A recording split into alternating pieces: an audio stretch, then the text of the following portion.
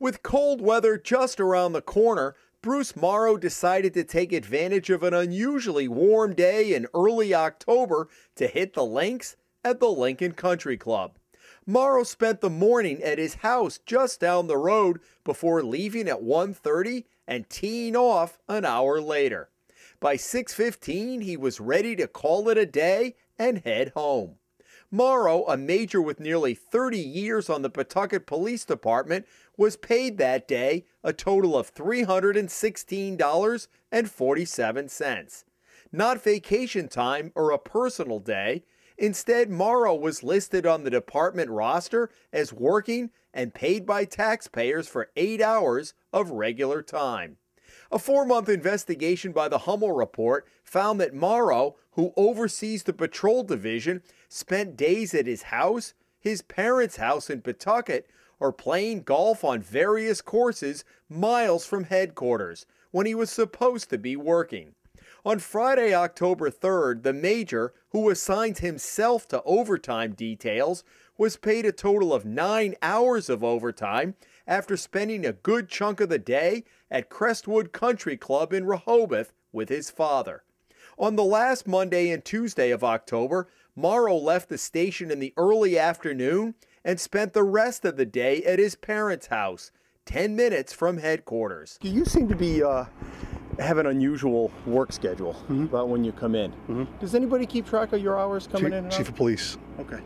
Because sometimes you roll in now, sometimes you're a little bit later. Yeah, I'm in charge of 3 shifts and I have an alternate work schedule. Okay. So sometimes you leave early, though, in the afternoon? Sometimes I leave early, sometimes I come in late, yes. And so you're responsible for your own hours? Well, I report to the Chief of Police. Okay. Does he know you've been out, like, on the golf course during your workday? I haven't been on the golf course during my work day. You sure about that? Yes, I am. On hours that you say that you've worked, that you've been out on the golf course? No, I haven't been on the golf course on my work day. Crestwood? I haven't been on the golf course during my work day. But you've been on the golf course? Yes, I play golf. That's one of my hobbies. Okay.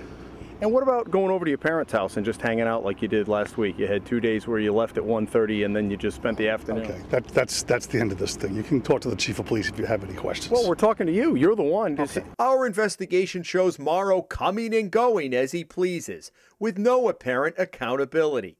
He would often leave his house at 9:30 or 10 and sometimes be gone for the day by mid-afternoon, or not go in at all. On Monday, June 30th, Tuesday, July 1st, and Wednesday, July 2nd, his city-issued 2011 Ford Edge was parked at his house in Lincoln, and the major did not go into work. Payroll records provided by the city indicate he took neither vacation nor personal days, and was paid a total of nearly $1,000 of regular time for those days. Clearly, it appears that there's a violation. Last week, we showed our findings to Pawtucket Mayor Donald Grebian, including video of Morrow on the golf course during the workday. The mayor says the city has already begun its own investigation based on our findings. You're telling me that he's been on the clock, which is wrong. There's no excuse, you know. One day you'd say, okay, maybe there was an error, you forget to mark it, it's not perfect, it's an old system. I always tend to give everybody the benefit of the doubt, but at the end of the day, you've got multiple days. Clearly there's a pattern here that we need to look at, and clearly it's not going to be acceptable. On Friday, October 3rd, Morrow picked up his father at 9 o'clock, and by 9:30 his city car was in the parking lot at Crestwood Country Club, 10 miles from the police station. At 1:30, they went to this restaurant on Route 44 in Seekonk. They finished lunch at 2:15 and were back at his father's house at 2:30. Morrow went back to the station at 4 p.m. and at 5:15 took another person out with him to do underage checks at several liquor stores throughout the city, going home at 6:15. For that hour's work, he was paid a full day's regular pay and 9 hours of overtime from 2 separate accounts. I can't explain to you why you got the other overtime on that day, and I'll have to look at that because clearly from where we're looking at it doesn't make any sense. In fact, city records show that Morrow has already earned nearly $20,000 in overtime in 2014, on top of his $82,000 annual salary. On Friday, October 17th, the major left headquarters at 12:20.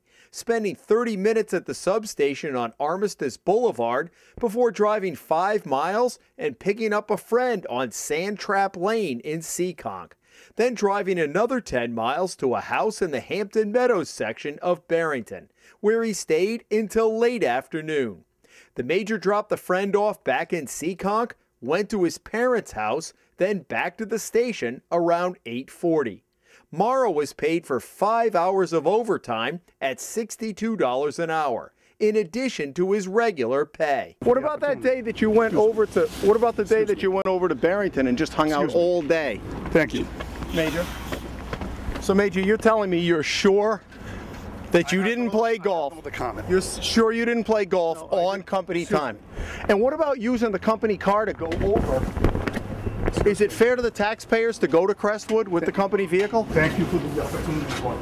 A city ordinance that took effect in 2009 prohibits personal use of city vehicles. Does the policy speak to if you have the day off and he's going to a Crestwood or he's going to Pawtucket Country Club or he's going to the beach or whatever? Is there leeway? Should the taxpayers be picking that up or should he be taking his own vehicle?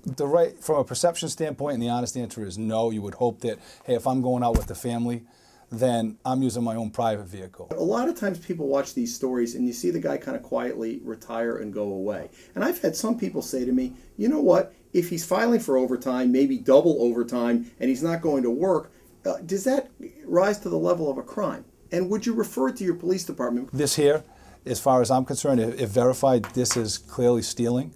You know, depending on the dollar amounts will determine if it's a felony or a misdemeanor, will determine how we go aggressive. But let me assure you that if we prove all this and verify this and there's documentation to support it, we're going to take it to the end. Morrow was a prominent figure in a highly publicized 2002 lawsuit that patrolwoman Mary Gendro filed against the city. In it, she says Morrow, then a captain and Gendro's supervisor, pressured her into having sex with him, quote, on a number of occasions. It was part of a larger claim Gendro made against the city of widespread sexual harassment. The city wound up settling the lawsuit, and to date, it has cost taxpayers close to $750,000. Several years after Gendro left the department, Morrow was promoted to major. Some officers told the Hummel report they were outraged that the week we confronted Morrow, he was helping lead in-service training at the substation, talking about the statutes regarding domestic violence. Despite our findings, the mayor says he still has confidence in Police Chief Paul King. This isn't a long lunch for a couple hours. This is 3 days in a row he's marked as working. He's clearly not in his office, and the chief walks down the hall. And again, I don't know the way the police department works. It's like, hey, where's Morrow today? Where is he? Clearly, that's something. He's at his house. Absolutely, and that's wrong. And that's something that I have to address with him. We work so hard. There are so many good people, men and women, that work hard on the city's behalf. We're not perfect. We're all human, but we need to understand the perception, and most people do, because it's a stigma that you don't want to deal with. As much as I like you, Jim, I don't want to be sitting here answering these types of questions because it's embarrassing. It's a reflection on the city that I work so hard for to change that image. In Pawtucket, Jim Hummel for the Hummel Report.